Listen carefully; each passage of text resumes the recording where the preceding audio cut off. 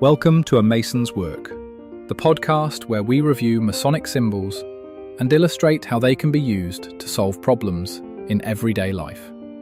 With your host, Brian Mattox, a proud member of the Craftsman Online Media Network.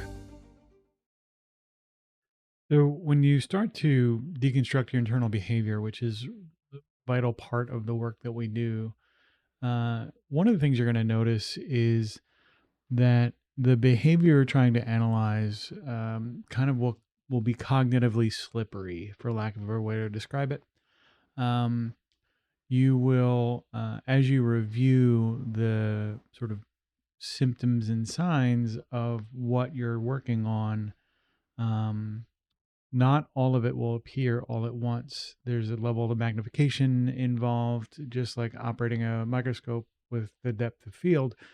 You can't really see all of it all at once because your mind and the parts of your consciousness that are protecting you are hiding bits of sort of cause and effect relationships between the behavior you have and the outcomes you're creating.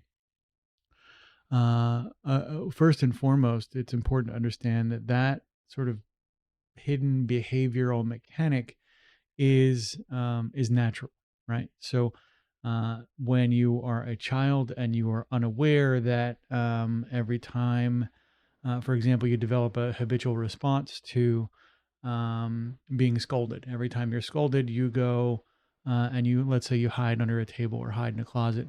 And over time, what will happen is those closets or under the table, those confined spaces will bring you comfort. And when you start talking to yourself later on in life about why, for example, you really like those tight closed spaces and they make you feel safe and comfortable, it's going to take a ton of kind of unpacking to figure out where all that comes from, because more often than not in those sort of internal conversations, some of the original source material effectively is lost. You've lost the reason why that receipt exists or what have you. So, but for the big behaviors, some of the ones that really are maybe holding you back or informing your behavior in a different way, it's real easy to kind of recover some of the idea behind root cause without digging too deep. And one of the techniques that you can use is basically arithmetic. So if you're familiar with math and algorithms and all of that kind of thing, what you'll find in a lot of the equations or in a lot of the mathematical operations is the equations typically need to balance.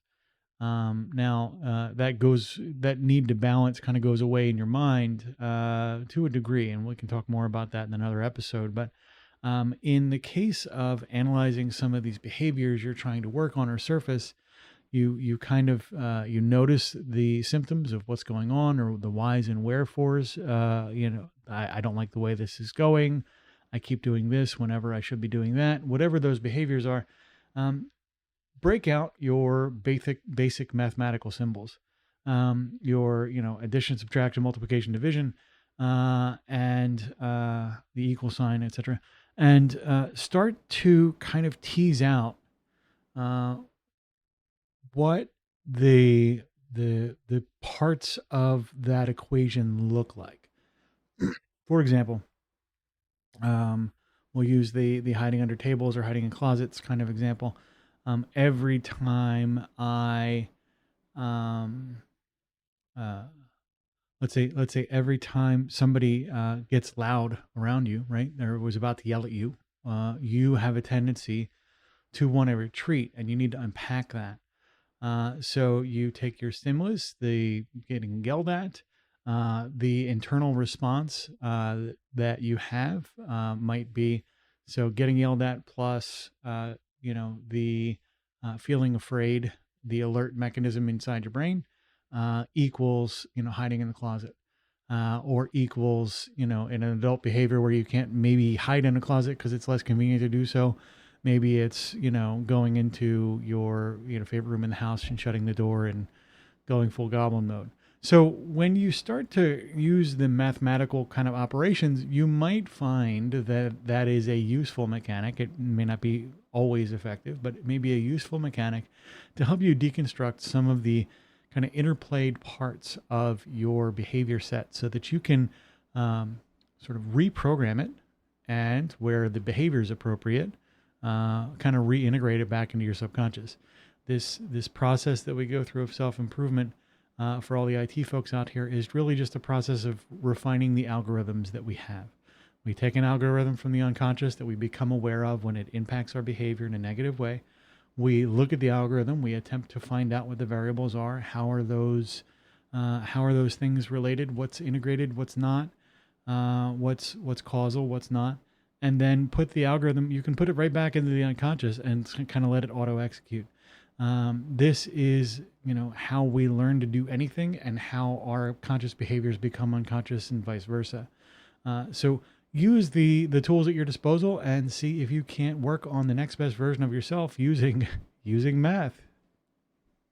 The views represented in this podcast are those of the speaker alone and are not representative of any grand or subordinate lodge.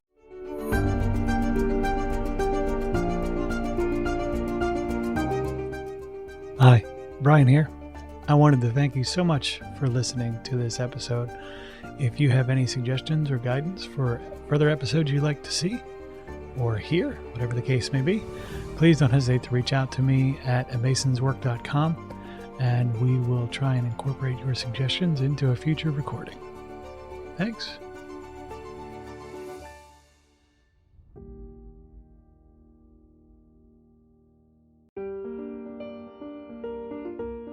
Freemasonry teaches us that the true work is within, a lifelong journey of reflection, discipline, and discovery. At A Mason's Work, we help Masons bring out their best selves through meaningful self-inquiry and symbolic practice. From personal reflection to lodge engagement, we offer tools that turn symbols into action. Visit us at amasonswork.com. The work is within. The time is now.